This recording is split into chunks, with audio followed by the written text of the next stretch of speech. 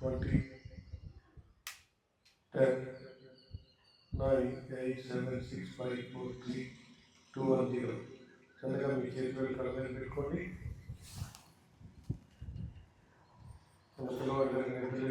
పిల్లవాళ్ళు చూస్తారో అట్లా ఉండాలి. అది చేతులు చూసుకొని అలాగే ఒడిలో పెట్టుకోండి. అక్కడ తిరగొద్దు, మాట్లాడద్దు, చెప్పే ఉంటారు కథలు కొట్టదు.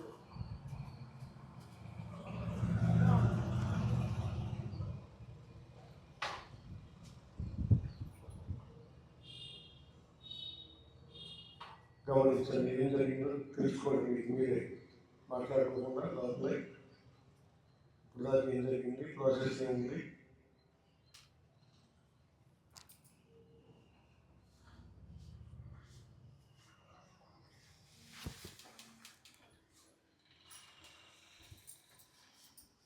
ఓకే, మంచి వాతావరణం అద్భుతంగా ధ్యానం చేస్తున్నారు. మీకు మీరు ముందు గట్టిగా చెప్పండి, కొట్టండి గట్టిగా.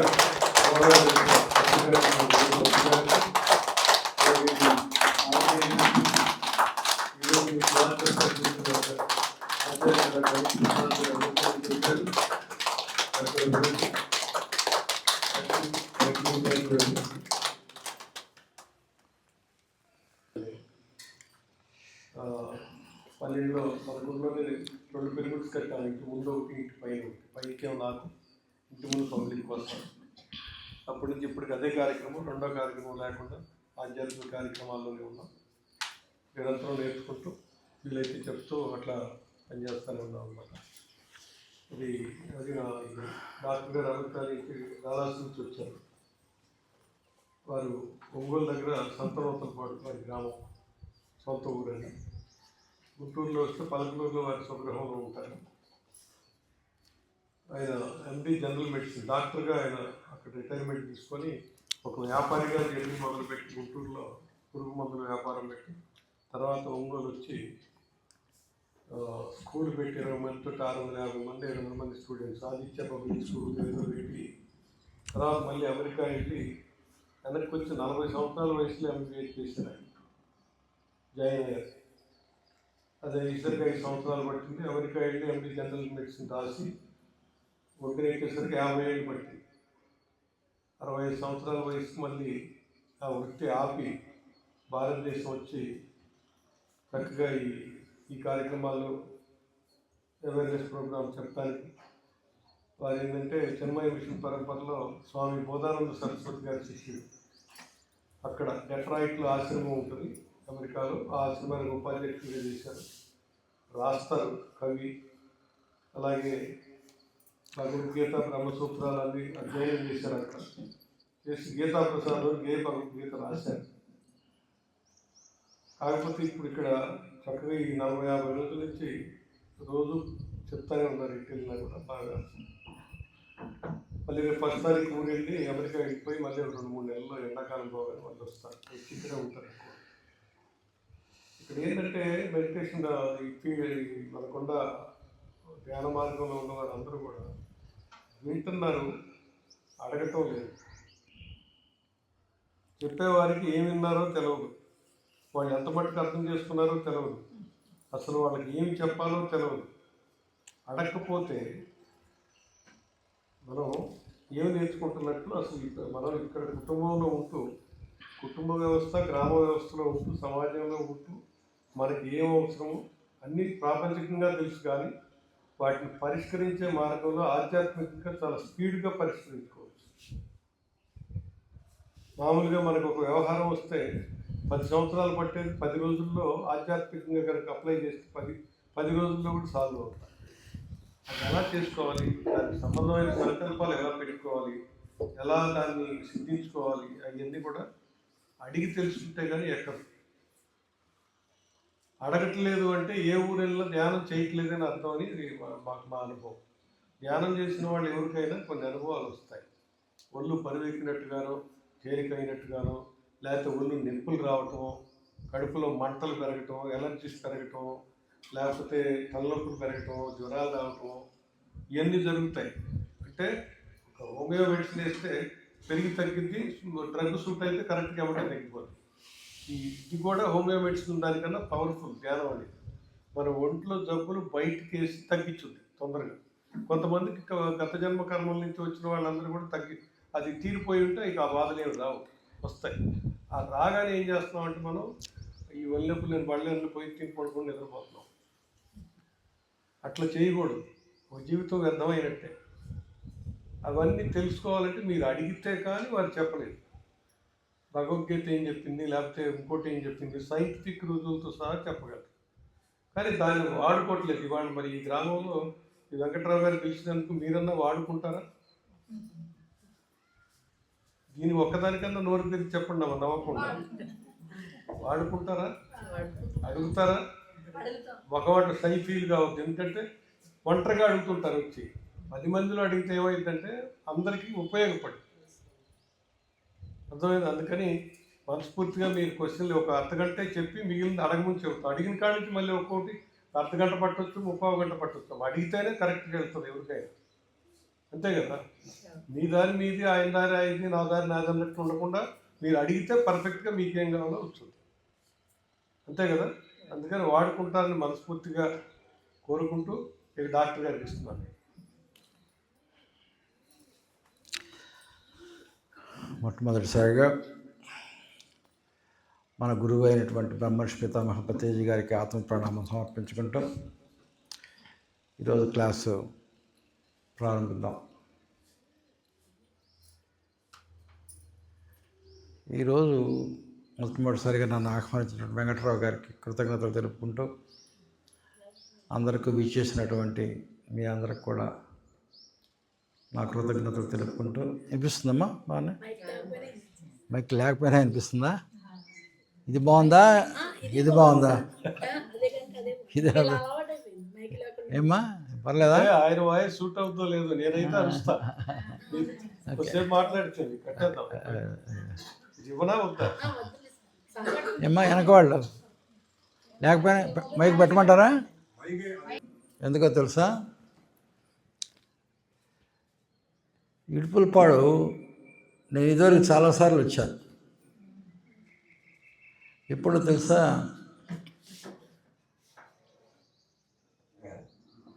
నా జీవితం గురించి కొంచెం విజయసారథి గారు చెప్పారు.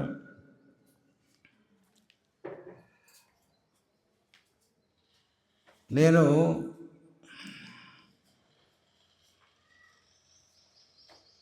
ఫస్ట్ ఒంగోలులో నేను మ్యారేజ్ చేసుకున్న తర్వాత నా జీవితం ఎలా సాగిందంటే, గుంటూరులో పురుగుల మందుల వ్యాపారం పెట్టాను. దాని పేరు విజయసారథి అగ్రో కెమికల్స్. అది మెయిన్గా పత్తి మందులు సప్లై చేసేవాళ్ళం. పెస్టిసైడ్స్ ఇండియా అనేటటువంటి ఒక కంపెనీ మందులకి మాది డిస్ట్రిబ్యూషన్ పట్నం బజార్లో ఉండేది. ఆ బిజినెస్ ఉన్నప్పుడు నేను ఇంకొల్లు, పర్చూరు, వంకాయలపాడు, నూతలపాడు, ఇంకొల్లో హనుమంతరావు అనే ఒక ఆయన డీలర్ ఉండేవాడు ఇదివరకు. ఇప్పుడు ఉన్నారో లేదో తెలియదు. వీళ్ళందరూ డీలర్ల దగ్గరికి వచ్చి ఆర్డర్లు తీసుకొని మందులు సప్లై చేసి మళ్ళీ కలెక్షన్లకు వచ్చి కలెక్షన్ తీసుకొని అట్టు వెళ్ళేవాళ్ళం. దాంట్లో భాగంగా ఇటుకలపాటు చాలాసార్లు వచ్చాను. ఇప్పుడు 30-40 ఏళ్ల క్రితం. ఆ విధంగా ఇటుకలపాడే కదా ఈ ఊరు పేరు, ఇటుకలపాడు. ఆ విధంగా నాకు ఇటుకలపాడు అంటే పరిచయం. ఒకసారి ఆ వీధుల గుండా వస్తుంటే అవన్నీ మళ్ళీ గుర్తొచ్చినాయి.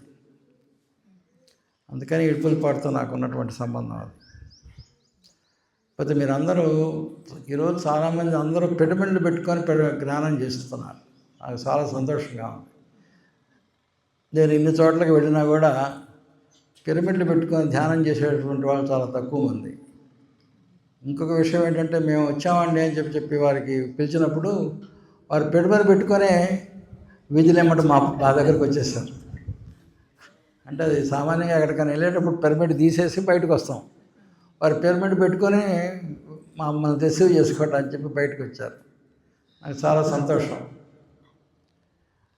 ఇప్పుడు మీరేమన్నా నేను ప్రత్యేకంగా దేన్నైనా గురించి మాట్లాడాలనుకుంటే చెప్పండి, నేను దాని గురించి మాట్లాడతాను. ఓకేనమ్మా. ధ్యానం గురించి చెప్తాను. తర్వాత పిరమిడ్ ధ్యానం గురించి కూడా చెప్పుకుందాం. ఎందుకంటే మీరందరూ ఈరోజు ప్రతి వాళ్ళు పిరమిడ్ ధరించి ఉన్నారు కాబట్టి ఏమిటి పిరమిడ్, ఎందుకు మనం పిరమిడ్ ధరించాలి, పిరమిడ్లో నిజంగా శక్తి అనేది ఉన్నదా, వరకు ఎవరో చెప్తే మనం ఈ పిరమిడ్ని పెట్టుకుంటున్నాం అనేటువంటి విషయాల గురించి కూడా మనం మాట్లాడుకుందాం. అసలు ఈ ధ్యానం అనేది ఎప్పుడు మొదలైంది అనే విషయానికి కనుక వస్తే, మనకి ఇప్పుడు ఎన్ని కాలాలు, ఎన్ని యుగాలు గడిచినాయి అని చెప్తారమ్మా మొత్తం? Very good. ఆ రకంగా మీరు సమాధానం చెప్తా ఉంటే ప్రశ్నలు సమాధానాలతో మన క్లాస్ని ముందుకు తీసుకెళ్దాం. అట్లా ఎన్ని యుగాలు గడిచినాయి? 4 యుగాలు గడిచినాయి. Very good. మొట్టమొదటి యుగం పేరు ఏం పేరు? సత్యయుగం. Very good. సత్యయుగంలో ఉన్నటువంటి దేవుడు ఎవరు? విష్ణుమూర్తి కదా. విష్ణుమూర్తి ఎక్కడుంటారు? సముద్రంలో ఉంటారు కదా. ఆ సముద్రం పైన ఏముంటుంది? శేషపాన్పు ఉంటుంది. Very good. శేషపాన్పు మీద పండుకొని ఉంటారు, కూర్చొని ఉంటారు, పండుకొని ఉంటారు. ఆయన యొక్క సతీమణి కాళ్ళు ఒత్తుతూ ఉంటుంది కదా.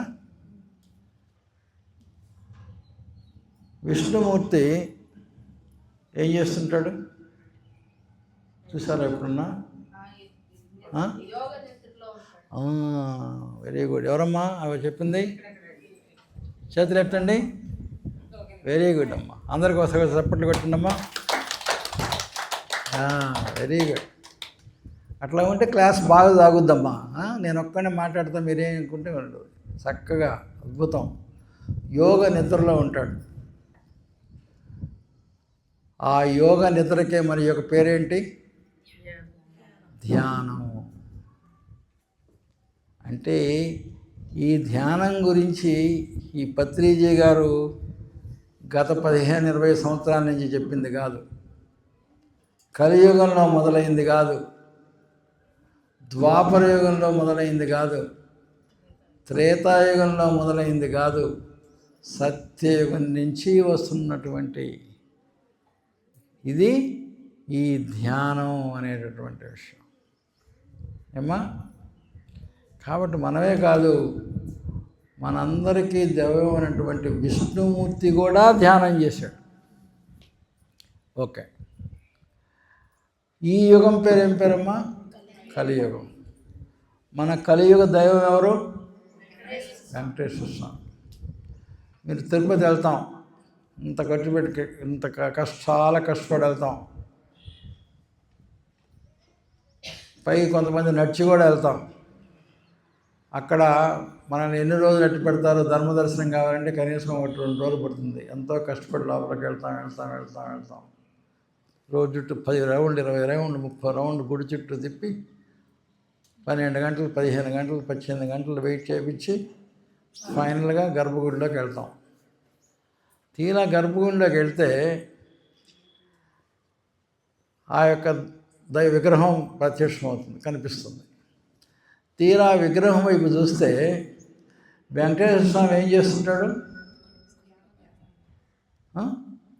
ధ్యానం చేస్తూ ఉంటాడు. నీ వైపు చూడు, కళ్ళు మూసుకొని ధ్యానం చేస్తూ ఉంటాడు.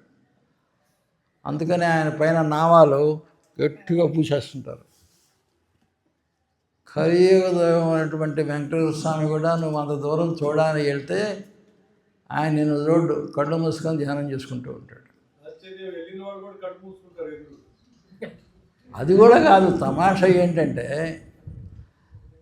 తీరా నువ్వు స్వామిని చూడాలని అంత దూరం వెళ్ళి అంత కష్టపడి వెళ్తావు కదా, నువ్వు కబడ్డీ ఇట్లా పెట్టుకొని నువ్వేం చేస్తావమ్మా? కళ్ళు మూసుకుంటావు.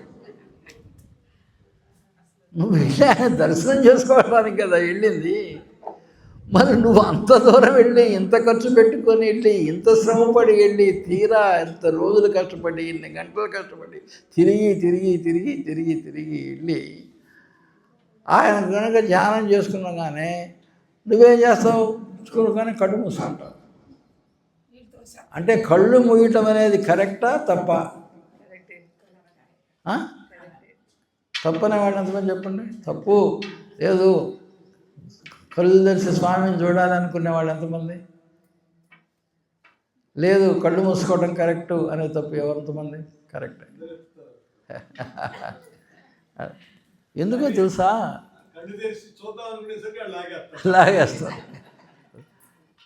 కాబట్టి లాగేస్తారు కదా. అందుకు నాకు కొంచెం క్షణం మీద కళ్ళు మూసుకోవడం మనకు తెలియకుండానే కళ్ళు మూతలు పడిపోతాయి.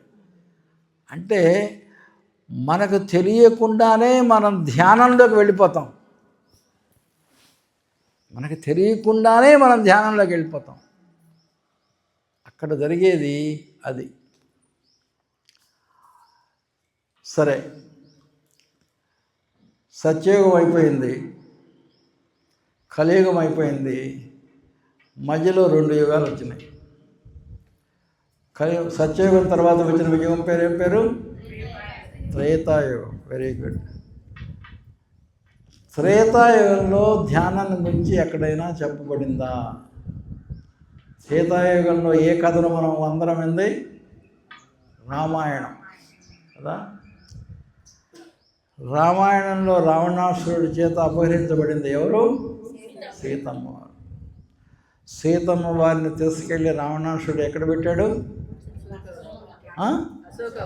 వెరీ గుడ్, అశోకవనంలో పెట్టాడు. అశోకవనంలో పెట్టిన తర్వాత ఆమె ఎక్కడ కూర్చుంది? అశోక వృక్షం కింద కూర్చుంది. అశోక వృక్షం కింద కూర్చుంది. అశోక వృక్షం ఎలా ఉంటుందో ఎప్పుడన్నా ఎవరన్నా చూసారా? చూడలేదా? చాలామంది చూసుకుంటారు అశోక వృక్షం. అశోక వృక్షం అంటే ఏం లేదమ్మా, మీ ఇంట్లో ఇక్కడెక్కడ ఉన్నాయి అశోక వృక్షాలు? క్రిస్మస్ ట్రీ లేదు, క్రిస్మస్ ట్రీ అని పెడతారు. అంటే ఎట్లా ఉంటుందో తెలుసా? అడుగునేమో వెడల్పుగా ఉంటుంది, అడుగునేమో చుట్టూ పెద్ద ఎడల్పుగా ఉంటుంది. పైకి వెళ్ళే కొంది తగ్గి పైకి వెళ్ళేటప్పుడు కోసుగా ఉంటుంది. ఎవరా మాట ఉంది? Very good. అంటే అశోక వృక్షం ఏ రకంగా ఉంటుంది? పిరమిడ్ లాగా ఉంటుంది. ఆ వృక్షం కింద సీతమ్మ వారు కూర్చొని, సీతమ్మ వారు వచ్చి ఏం చేయాలి? మామూలుగా మన ఓటోళ్ళం అయితే ఏం చేస్తాము? మనం సీతమ్మను అయితే రాముడు ఇప్పుడు వస్తాడా, ఈయనే మొగుడు భార్యను తీసుకొచ్చి ఒక రాక్షసుడు అపహరిస్తే వచ్చేసి తన భార్యను రక్షించుకోవాల్సిన అవసరం లేదా? ఆయన పోయి ఆంజనేయుడిని పంపించాడు, ఈ యొక్క కోతి ఎక్కడెక్కడ తిరుగుతున్నాడో, కనిపించిన పండ్లన్నీ తింటా ఉన్నాడో ఏమో, ఈ రావణాసురుడు వచ్చి ఎప్పుడు నా చెరబడతాడో, నేను బతుకుతానా లేదా, మళ్ళీ నేను అయోధ్యకి వెళ్తానా లేదా, ఇవన్నీ ఆలోచిస్తూ ఏడుస్తూ కూర్చుంటుంది. కానీ సీతమ్మ వారు ఏం చేస్తున్నారు? ఏం చేస్తారు తెలుసా? ఏం చేశారు? కూర్చొని ధ్యానం చేశారు. సీతమ్మ వారు కూర్చొని ధ్యానం చేశారు. కాబట్టి రామాయణంలో కూడా సీతమ్మ వారు ధ్యానం చేశారు అని చెప్పబడింది. ఓకే, అందుట్లో యుడిదానం చేశారు. సీతమ్మ వారు చేసిన ధ్యానం పేరేంటి? పిరమిడ్ ధ్యానం. ఇప్పుడు మీరు చేసినటువంటి ధ్యానం, సీతమ్మ వారు చేసినటువంటి ధ్యానం ఒకటే. ఎందుకంటే పిరమిడ్ కింద కూర్చొని ధ్యానం చేశారు. మీరు కూడా పిరమిడ్ పెట్టుకొని ఆ పిరమిడ్ కింద మీరు ధ్యానం చేశారు. అంటే మీరందరూ కూడా ఎవరు? సీతమ్మ వారితో సమానం. ఓకే, అయితే ఏమవుతుందంటే రావణాసురుడు రోజు ఆమెను చెరపట్టడానికి వస్తూ ఉన్నాడు. ఆమె సామానుషుడు లోపలికి రాగానే ఆమె ఏం చేస్తుంది? ధ్యానం చేస్తుంది. మరి వచ్చేసేసి అడ్డెవరు లేరు కదా, రావణాసుడికి అడ్డం ఎవరు లేరు, మొత్తం తన రాజ్యమే కదా. సీతమ్మ వారిని రక్షించడానికి కూడా ఎవరు లేరు. లోపలికి వచ్చి గబా గబా వచ్చేసేసి ఆమెను చెరబట్టచ్చు కదా. ఏమో ఎవరు అడ్డున్నాడు రావణాసుడికి? కానీ దగ్గరకు రాగానే రేపు అని చెప్పి వెళ్ళిపోతాడు. ఎందుకు? ఏం జరిగింది అక్కడ? ఏమై ఉంటుంది?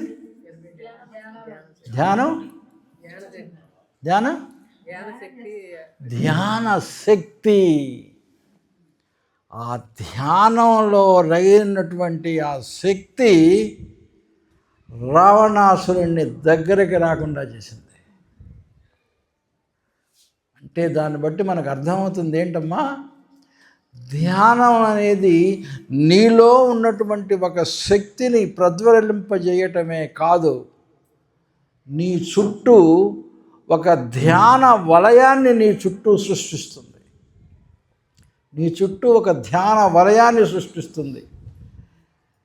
ఎవరైనా సరే ఆ ధ్యాన వలయంలోకి గనక నీ దగ్గరకు వస్తే నీ యొక్క ధ్యాన శక్తి యొక్క ప్రభావం ఆ దగ్గరకు వచ్చే వాళ్ళ మీద కూడా పడుతుంది. అది ధ్యాన శక్తి యొక్క ప్రభావం. ఈ రామాయణంలో అశోకవనంలో సీతమ్మ వారు ధ్యానం చేసేటప్పుడు రావణాసురుడు దగ్గరకు వచ్చి ఎన్నో చెడు కోరికలతో రావణాసురుడు దగ్గరకు వచ్చినా ఈమె చేసేటటువంటి ధ్యాన శక్తి ప్రభావం చేత అతనిలో ఉన్నటువంటి చెడు ఆలోచనలు మాయమైపోయి ఇవాళ కాదు రేపు అని చెప్పి వెళ్ళిపోయాడు. మళ్ళీ రేపు వస్తాడు, మళ్ళీ ఆమె ధ్యానం చేస్తూనే ఉంటుంది. మళ్ళీ రేపు రేపు రేపు రేపు అని చెప్పుకుంటూ వెళ్ళిపోయాడు. చివరికి ఆంజనేయుడి చేత రాముడి చేత అతను రక్షింపబడింది. నేను ఎందుకు చెప్తున్నానంటే ధ్యానం అనేది మీలో శక్తిని నెలకొల్పుతుంది. మీతో పాటు మీ చుట్టూ ఒక ఆధ్యాత్మిక వలయాలను సృష్టిస్తుంది. ఇప్పుడు మీరు ఇంతమంది కలిపి ధ్యానం చేస్తున్నారు, ప్రతి వాళ్ళకు కూడా ధ్యాన శక్తి ఉంటుంది. ప్రతి వాళ్ళు కూడా మీ అందరి చుట్టూ ఒక ధ్యాన వలయాన్ని సృష్టించబడతారు. కాబట్టి ఏమవుతుంది, మీ చుట్టూ ఒక వలయం, ఈమె చుట్టూ ఒక వలయం, ఈమె చుట్టూ ఒక వలయం. ఆ రకంగా ఏమవుతుంది, ఒకరి ధ్యాన శక్తి ఇంకొకరికి ఉపయోగపడుతుంది. అందుకనే ధ్యానం అనేది ఎప్పుడు కూడా ఒక్కళ్ళే ఇంటి దగ్గర చేసేదానికంటే కూడా ఈ రకంగా వచ్చి అందరూ ఒక్క చోట కూర్చొని కనుక ధ్యానం చేస్తే ఆ ధ్యాన ప్రభావం చాలా ఎక్కువగా ఉంటుంది. ఇంకొక విషయం కూడా, ఈ ఊరిలో జనాభా ఎంతమంది ఉంటారమ్మా? 5,500 ఎంత? 5,500. 6,000 జనాభా ఉన్నారనుకోండి అమ్మా. 6,000 జనాభాలో 60 మంది కనీసం గనక చక్కగా గనక ధ్యానం గనక ప్రతిరోజు చేయగలిగితే, ఈ 6,000 మందిలో కనీసం ఒక 60 మంది కనుక చక్కగా ధ్యానం చేయగలిగితే ఆ ధ్యాన ప్రభావం అనేది ఈ ఊరిలో ఉన్నటువంటి 6,000 మంది మీద పడుతుంది. ఈ ఊరు సుఖ సంపదలతోటి ఎటువంటి ఇబ్బందులు లేకుండా ఈ ఊరు చక్కగా అభివృద్ధి చెందటానికి ఆస్కారం ఉంటుంది. కనీసం 60 మంది ధ్యానం చేస్తే చాలు, ఆ ధ్యాన ప్రభావం ఈ ఊరు ఉన్నటువంటి 6,000 మందికి చేరేటటువంటి అవకాశం ఉంటుంది. ఏమ్మా వాళ్ళు వస్తున్నారా? రండమ్మా,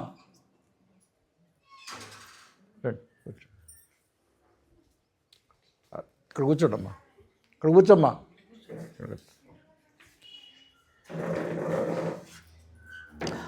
కాబట్టి 60 మంది ధ్యానం చేస్తే ఆ ధ్యాన ప్రభావం వల్ల ఈ 6,000 మందికి కూడా చెందుతుంది.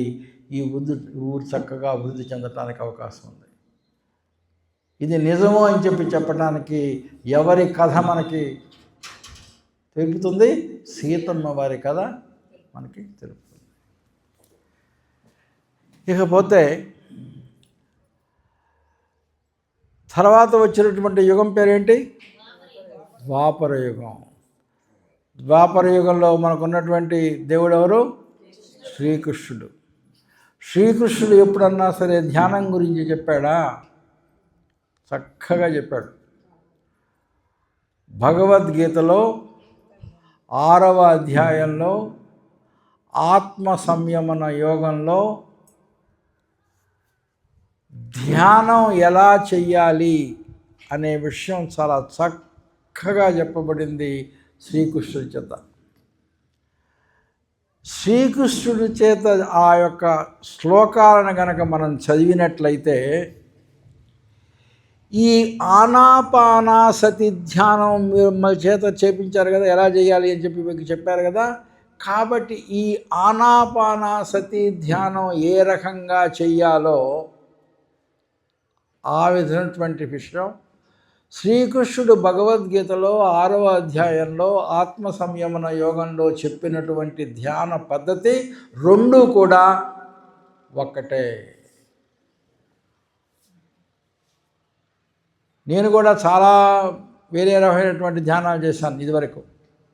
ఇది ఒక దీపం పెట్టుకొని కంటిన్యూస్గా కళ్ళు తెరిచి ఆ దీపం మీద చూడాలని, లేకపోతే ఒక ఫోటో పెట్టుకొని పొద్దుగూకులు ఆ ఫోటో వైపే చూడాలని, లేకపోతే నీ మనసులోనే ఏదో ఊహించుకొని దాంట్లోనే పొద్దుగూకులు దాని మీదనే దృష్టి పెట్టాలి. రకరకాల ధ్యానం చూసి నేను చేశాను. కానీ సరైనటువంటి ధ్యానం ఎలా చేయాలో మనకి శ్రీకృష్ణుడు భగవద్గీతలో 6వ అధ్యాయంలో ఆత్మ సంయమన యోగంలో మనకి చెప్పడం జరిగింది. అక్కడ చెప్పినటువంటి ధ్యాన పద్ధతి మనం ఆనాపానాసతి ధ్యానంలో బ్రహ్మర్షి పత్రిజీ ద్వారా చెప్పబడినటువంటి ఈ ధ్యాన పద్ధతి రెండు ఒక్కటే. అంటే మనము చాలా సరి అయినటువంటి ధ్యాన పద్ధతిని మనం ఎన్నుకున్నాము. సరైనటువంటి ధ్యాన పద్ధతిని ఎన్నుకున్నాము. అర్థమైందమ్మా? ఓకే. ఇప్పుడు ఏమైనా ప్రశ్నలు ఉంటే అడగండి అమ్మా. చెప్పండి. ఏమైనా ప్రశ్నలు ఉంటే అడగండి. అంటే వెంటనే ఆ ప్రశ్నల గురించి మనం మాట్లాడుకొని చెప్పుకుందాం. Okay okay. కాబట్టి మనము సరైనటువంటి ధ్యాన పద్ధతిని ఎన్నుకున్నాము. భగవద్గీతలో ఏ రకంగా ధ్యానం చేయాలని చెప్పారో అదే రకంగా మనం ధ్యానం గురించి చెప్పుకున్నాం. ఓకే. ఇంకొక విషయం, ఇప్పుడు పిరమిడ్ ధ్యానం గురించి చెప్పుకున్నాం. అందరూ పిరమిడ్స్ పెట్టుకుని ఉన్నారు కదా మీరందరూ. కాబట్టి ఈ పిరమిడ్ అంటే ఏమిటి, ఈ పిరమిడ్ ధ్యానం గురించి చెప్పుకున్నాం. పిరమిడ్ అంటే ఏమిటి? ఇప్పుడు మీరు వేసుకున్నటువంటి పిరమిడ్ ఏమా మీరు కట్టుకుందాన్ని పిరమిడ్ అంటారు. ఇప్పుడు పిరమిడ్ అంటే అర్థం తెలుసా? పిరమిడ్ అంటే పైర్ అని అంటే అర్థం ఏంటంటే అగ్ని అనే మాట అర్థం వస్తుంది. పైర్ అంటే ఇంగ్లీష్ అర్థం ఏంటి? అగ్ని. మిడ్ అంటే అర్థం ఏంటో తెలుసా? మధ్యలో అని. మిడ్ అంటే మధ్యలో అని అర్థం. పైర్ అంటే అగ్ని. అంటే పిరమిడ్ అంటే దేని మధ్యలో అయితే అగ్ని ఉంటుందో దాన్ని పిరమిడ్ అంటారు. నేను చెప్పేది అర్థమవుతుందమ్మా? నేను కష్టంగా చెప్తున్నానా? ఈజీగా సులభంగానే ఉంది కదా. కష్టంగా అంటే చెప్పండి, ఇంకా తగ్గిస్తాను. దేని మధ్యలో అయితే అగ్ని ఉంటుందో ఆ దాన్ని పిరమిడ్ అంటారు. ఏమ్మా? ఓకే. ఇప్పుడు మన దేహం చూసుకుందాం. మనం దేహం అంటే ఎక్కడి నుంచి ఎక్కడి దాకా మన దేహం తెలుసా? ఇక్కడి నుంచి ఇక్కడి దాకా మన దేహం అని చెప్పకూడదు. ఎవరన్నా దేహం అంటే ఎక్కడి నుంచి ఎక్కడి దాకా చెప్పాలి. ఇక్కడి నుంచి ఎక్కడి దాకా, ఇక్కడి దాకా అని చెప్పకూడదు. కాళ్ళు చేతులు చెప్పకూడదు. అది అది ఏమంటారు తెలుసా? అపెండేజెస్ అంటారు, రెక్కల్లాగా. ఇక్కడి నుంచి ఇక్కడి దాకా మెయిన్గా దేహం అంటే. ఓకే ఓకే ఇక్కడి నుంచి ఇక్కడి దాకా చెప్పినప్పుడు ఇక్కడి నుంచి ఇక్కడ దాకాలో మన మధ్య అనేది ఎక్కడ ఉంటుందమ్మా? ఇక్కడి నుంచి ఎక్కడి దాకా మన మధ్యలో ఇక్కడ. నేను ఇటు నుంచున్నాను అనుకోమ్మా, ఇక్కడి నుంచి ఇక్కడ దాకా మధ్య అంటే ఎక్కడ ఉంటుంది? దాదాపు ఈ రకంగా బొడ్డుకను దీనికి కొంచెం మధ్యలో ఉంటుంది, ఇంతవరకు ఉంటుంది. అంటే ఈ మధ్యలో అగ్ని ఎక్కడన్నా ఉందా? అద్భుతం తల్లి, వెరీ గుడ్. మీరందరూ చాలా అడ్వాన్స్లో ఉన్నారు, వెరీ గుడ్. మధ్యలో అగ్ని ఉంది. ఆ అగ్ని పేరు ఏంటో తెలుసా? జఠరాగ్ని. అంటే ఏం లేదు, కాబట్టి ఇక్కడ జఠరాగ్ని, యాసిడ్ అగ్ని ఉంటుంది. కాబట్టి ఈ శరీరము మధ్యలో కూడా అగ్ని ఉన్నది. కాబట్టి ఈ శరీరాన్ని మనం ఏమని పిలవచ్చు? పిరమిడ్ అని పిలవచ్చు, అంతే కదా. మన శరీరమే ఒక పిరమిడ్. ఎందుకు? ఫైర్ అంటే అగ్ని, మిడ్ అంటేనేమో మధ్యలో. ఎక్కడ మధ్యలో అగ్ని ఉంటే దాన్ని పిరమిడ్ అని పిలవాలి. మన దేహం ఇక్కడి నుంచి ఇక్కడ దాకా ఉంటుంది. ఎందుకు ఇక్కడి నుంచి ఎక్కడి దాకా ఉంటే, 2 కాళ్ళు తీసేశారనుకోండి మనిషి బతుకుతాడు, 2 చేతులు పోయినాయి అనుకోండి మనిషి బతుకుతాడు. కానీ ఇక్కడి నుంచి ఇక్కడ దాకా ఏది కట్ చేసినా మనిషి బతుకుతాడు, అంతే కదమ్మా. ఇక్కడి నుంచి ఇక్కడ దాకా అన్నీ ఉండాలి. కాబట్టి శరీరం అంటే ఇక్కడి నుంచి ఇక్కడ దాకా, కాళ్ళు లెక్క కాదు, చేతులు లెక్క కాదు. కాబట్టి శరీరము మధ్యలో అగ్ని ఉంది. కాబట్టి మన శరీరము కూడా ఒక పిరమిడ్. ఏమ్మా, శరీరం కూడా ఒక పిరమిడ్. ఇంకా గనక శరీరంలో మనం వెళితే, నేను డాక్టర్ని కాబట్టి చెప్తున్నా, మన దగ్గర కిడ్నీలు అని ఉంటాయి, తెలుసు కదా అందరికీ, కిడ్నీస్. ఈ కిడ్నీ లోపలికి వెళితే కొన్ని వేల పిరమిడ్లు మన కిడ్నీలో ఉన్నాయి. మీకు గూగుల్ తెలుసు కదా అందరికీ, తెలీదా? చాలామంది గూగుల్ తెలిసినటువంటి వాళ్ళు ఇంటికి వెళ్ళి, లేదా మీ పిల్లలనో మీ కొడుకునో కూతురు దగ్గరికి వెళ్ళి, అరే కిడ్నీసు పిరమిడ్లు అని కొట్టరా అని అడగండి. కిడ్నీస్ పిరమిడ్స్ అని చెప్పి కొట్టండి. మన కిడ్నీస్లో ఎన్ని వేల పిరమిడ్లు ఉన్నాయో మీకు అర్థమవుతుంది. మన కిడ్నీస్ అనేది పిరమిడ్ల మయం. ఇంకా పైకి వచ్చింది, మన మెదడుకి వెళ్ళండి, మన బ్రెయిన్లోకి. మళ్ళీ మీరు ఇంటికి వెళ్ళి మీ పిల్లల్ని బ్రెయిన్ పిరమిడ్స్ అని కొట్టమనండి గూగుల్లో. మన బ్రెయిన్ మొత్తం కూడా పిరమిడ్స్ మయం. కొన్ని వేల పిరమిడ్లు మన బ్రెయిన్లో ఉన్నాయి. కాబట్టి నీ దేహం అనేది మొత్తం కూడా పిరమిడ్ల మయం. అంతవరకు బాగానే ఉంది, పిరమిడ్లు అయితే బాగానే ఉంది. ఆ పిరమిడ్లోకి శక్తి ఎట్టు వస్తుంది అది తెలుసుకోవాలి కదా మనం. పిరమిడ్లు పెట్టుకోమన్నారు మాస్టరు, మీరందరూ పెట్టుకున్నారు, బాగానే ఉంది. ఆ పిరమిడ్లోకి శక్తి ఎట్టు వస్తుంది అది తెలుసుకోవాలిగా. ఓకే, ఏంటమ్మా టాటా ప్లే అని చెప్పి టీవీ యాంటన్నా, ఆ దాంట్లోకి ఏమొస్తాయమ్మా? అది కనుక లేకపోతే మరి టీవీ వస్తుందా? అది లేకపోతే టీవీ రాదుగా. ఎక్కడో ఉన్నటువంటి ఈ యొక్క టీవీ ఈ యొక్క ఆల్రెడీ ఈ సీరియల్స్ అన్ని సీరియల్స్ శక్తి అవన్నీ తిరుగుతూ ఉంటాయి. అంతే కదా, ప్రపంచంలో ఉన్నటువంటి అన్ని సీరియల్ శక్తులు దాంట్లో తిరుగుతూ ఉంటాయి. ఆ సీరియల్ శక్తి దాని దగ్గర రాగానే టక్కన పట్టుకుంటుంది. అంతే కదా మరి జరిగేది. అది లేకపోతే రాదు కదా. అందుకనే కదా మనం వేలు పెట్టి అది గట్టించుకునేది. అక్కడి నుంచి అదిగో ఆ వైర్ ద్వారా లోపలికి తీసుకొచ్చి టీవీ ఆన్ చేయగానే టీవీలోకి వస్తుంది. అంతే కదా. అందుకనే కదా మనం అందరం పెట్టించుకునేది అవన్నీ కూడా. చూడండి, ప్రతి ఇంటి మీద ఉండవు, లేని ఇల్లు అంటూ ఉండదు.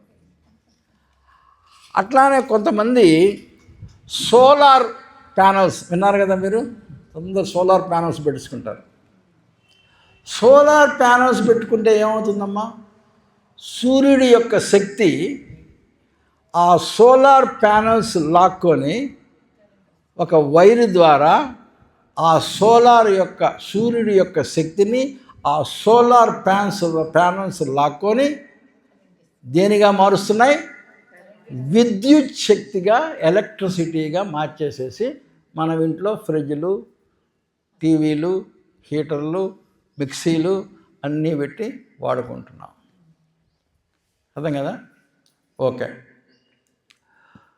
సూర్యుడికి మండే శక్తి ఉంది. ఆ మండే శక్తిని మనం వాడుకుంటున్నాం. సూర్యుడికి ఆ శక్తి ఎక్కడి నుంచి వచ్చింది? అబ్బా, ఎవరు తల్లి? వెరీ గుడ్, అద్భుతం అమ్మా, వెరీ గుడ్. అందరికీ ఒకసారి చప్పట్లు కొట్టిన వారికి వెరీ గుడ్. ఎక్కడి నుంచి వచ్చింది? సూర్యుడు స్వతంత్రుడు కాదు. హోండ్ వస్తుంది, పర్లేదు. సూర్యుడు స్వతంత్రుడు కాదు. సూర్యుడు స్వతంత్రుడు కాదు. అందుకనే భగవద్గీతలో శ్రీకృష్ణుడు చెప్తాడు, నేను మండమంటే సూర్యుడు మండుతున్నాడు. అంతేగాని సూర్యుడు స్వతంత్రుడు కాదు. ఎందుకో తెలుసా, కొన్ని మిలియన్ల తర్వాత సూర్యుడు చల్లబడిపోతాడు, ఉండడు. ఈ భూమి ఉండదు, చంద్రుడు ఉండదు. కానీ మనం బతికినంత కాలం ఉంటే ఉండొచ్చు అంతవరకే. కానీ కొన్ని లక్షల సంవత్సరాల తర్వాత వీళ్ళు ముగ్గురు ఉండరు. అంటే సూర్యుడికి కూడా బర్త్ డేట్ ఉంటుంది, డెత్ డేట్ ఉంటుంది. కానీ సూర్యుడిని మండించేవాడు ఇంకొకడు ఉన్నాడు, అది విశ్వేశ్వరుడు, దైవం అనేటువంటి ఇంకొకడు ఉన్నాడు. అంటే అక్కడి నుంచి శక్తి సూర్యుడికి వచ్చి, సూర్యుడి దగ్గర నుంచి శక్తి ఎవరు పట్టుకుంటారు? ఈ సోలార్ ప్యానల్స్ పట్టుకొని, ఆ సోలార్ ప్యానల్స్ ఉన్నటువంటి శక్తి విద్యుత్ శక్తిగా మారి నీ ఇంట్లో అన్ని పనులు చేస్తుంది. ఇప్పుడు పిరమిడ్ ఏం చేస్తుందో తెలుసా? పిరమిడ్ కూడా సోలార్ ప్యానల్ లాగా పనిచేస్తుంది. ఈ యొక్క పిరమిడ్కి ఎన్ని ప్యానల్స్ ఉన్నాయి? Very good. సోలార్కి ఎన్ని ప్యానల్స్ ఉన్నాయి? 4 ప్యానల్స్ ఉన్నాయి. సోలార్కి ఒక ప్యానలే, కానీ దీనికి 4 ప్యానల్స్ ఉన్నాయి. ఎప్పుడైతే ఈ 4 ప్యానల్స్ ఉన్నాయో అది సూర్యశక్తిని ఆకర్షించదు. అబ్బో తల్లి, ఎట్లున్నారు మీరు? అది బ్రహ్మాండంగా ఉన్నారు ఒకళ్ళకొకళ్ళు. తెక్కేయండి అమ్మ, చక్కగా చెప్తున్నారు సమాధానాలు మీరందరూ. కాబట్టి సూర్యశక్తిని కాదు పిరమిడ్ చేసేది. సూర్యుడు ఏ శక్తినైతే పొందుతున్నాడో సూర్యుడిని బైపాస్ పక్కకు నెట్టేసి ఆ శక్తి డైరెక్ట్గా ఈ పిరమిడ్లోకి వస్తుంది. విశ్వశక్తిని డైరెక్ట్గా లాక్కుంటుంది ఈ పిరమిడ్. అది పిరమిడ్లో ప్రభావం. ఆ రకంగా అది వచ్చిన తర్వాత సూర్యశక్తి దీంట్లోకి వచ్చి, మీ ఇంట్లోకి వచ్చి అన్ని ఎలక్ట్రిక్ సామాన్లన్నింటినీ ఎలా పనిచేసేటట్టుగా చేస్తుందో అది మీ దేహంలోకి వెళ్ళి మీ దేహంలో ఉన్నటువంటి ఆత్మశక్తిని, ఆధ్యాత్మిక శక్తిని అన్నిటినీ కూడా ప్రజ్వలనం చేసి చుట్టూ ఆ ప్రభావాన్ని కలిగిస్తుంది. అది పిరమిడ్ శక్తి అంటే. అర్థమైందమ్మా? పిరమిడ్ యొక్క గొప్పతనం ఏంటో. అది మనం ఏదో సమాషకు ఏదో దీనికోసం పెట్టుకోవటం కాదు. పిరమిడ్లో ఉన్నటువంటి శక్తి అటువంటిది.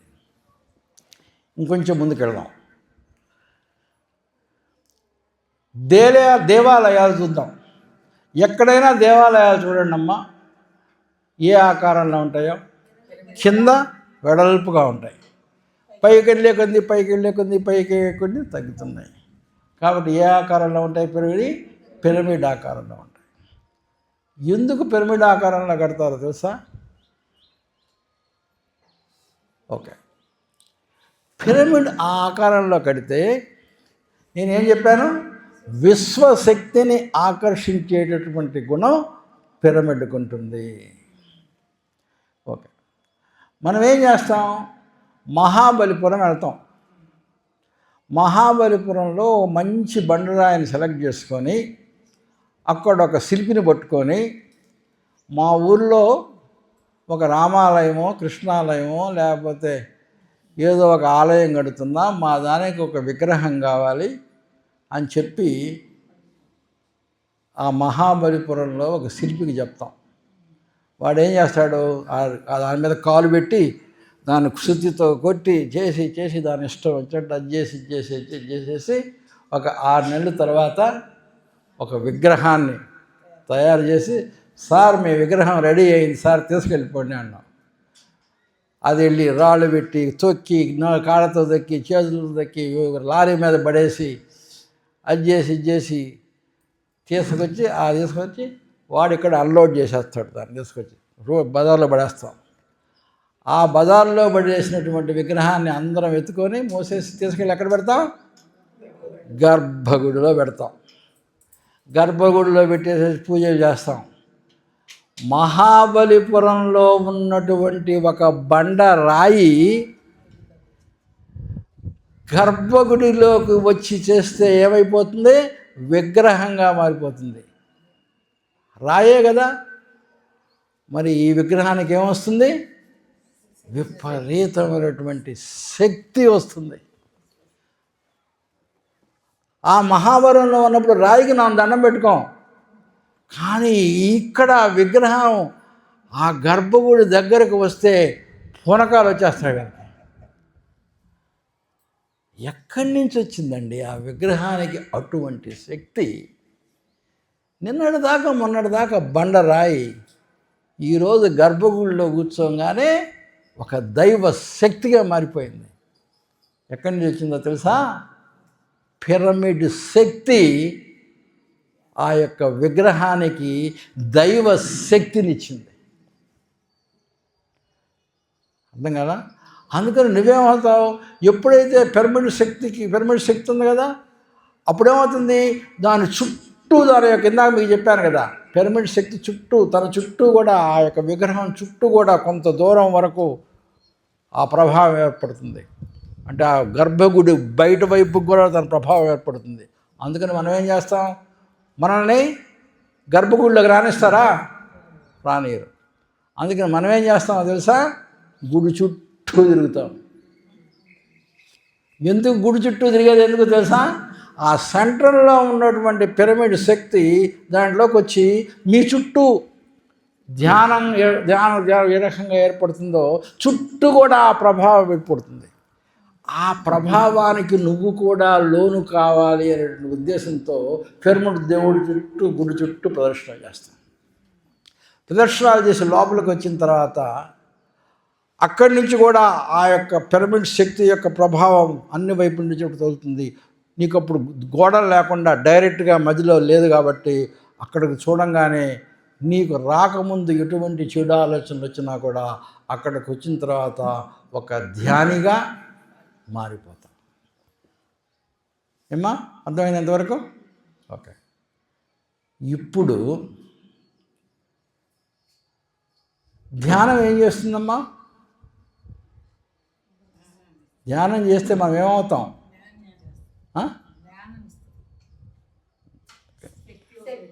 శక్తివంతం అవుతాం. ఇంకా ధ్యానం చేస్తే మనమే దేవుడు అవుతాం. ధ్యానంకు ఉన్నటువంటి గొప్పతనం అది. ధ్యానం చేస్తే మనం దేవుడు అవుతాం. ఎట్లా అవుతాం కావాలో నేను చెప్తాను. అందుకని నువ్వు గర్భగుడి గడప యువత వరకే అడగలవు. గర్భగుడి లోపలికి నేను రానివ్వరు. అయితే నువ్వు ధ్యానంలో నువ్వు దేవుడు అవుతావని చెప్పాను కదా. కాబట్టి నువ్వు ధ్యానంలో దేవుడు కావాలంటే నువ్వెక్కడికి వెళ్ళాలి? ఆ గుడిలో గర్భగుడిలోకి వెళ్ళాలి. నేను రానిస్తారా? రాని. అప్పుడు నువ్వు గర్భగుడిలోకి వెళ్ళి దేవుడు ఎక్కడైతే ఉన్నాడో అక్కడ నువ్వు కూర్చోవాలి. నువ్వు దేవుడిగా మారాలంటే. కానీ నిన్ను రానియరు. అప్పుడు ఏం చేయాలి? మన ఇంట్లోనే ఒక పిరమిడ్ కట్టుకొని మనమే గర్భగుడిలో దేవుడు ఎక్కడైతే కూర్చున్నాడో ఆ ప్రదేశంలో కూర్చొని ధ్యానం చేస్తే నువ్వే దేవుడిగా మారు. చూస్తే నువ్వే దేవుడిగా మారిపోతావు. అంటే ఈ పిరమిడ్ యొక్క శక్తి ఏంటి అంటే మానవుణ్ణి మాధవుడిగా మార్చగలిగినటువంటి శక్తి ఈ పిరమిడ్కి ఉన్నది. అది పిరమిడ్ శక్తి. అర్థమైందమ్మా? కాబట్టి పిరమిడ్కి అంత గొప్ప శక్తి ఉన్నది. కాబట్టి మీరందరూ చక్కగా నేను నిన్న రోజుల క్లాసుకి వెళ్ళగానే ఇంతమంది పిరమిడ్స్ తల మీద పెట్టుకొని ధ్యానం చేసినటువంటి గ్రూపుని నేను ఇదే చూస్తున్నాను. అందుకనే ఈరోజు పిరమిడ్ ధ్యానం గురించి మాట్లాడాలనిపించింది. అందుకని పిరమిడ్ ధ్యానాన్ని గురించి నేను మాట్లాడటం జరిగింది. కాబట్టి పిరమిడ్ యొక్క ఉపయోగం ఇది. ఓకే, ఇంకా ½ అన్ అవర్ టైం ఉంది. ఓకే, ఇంకేమైనా ప్రశ్నలు అడుగుతారా ఈ సమయంలో? మనం నెక్స్ట్ టాపిక్కి వెళ్ళబోయే ముందు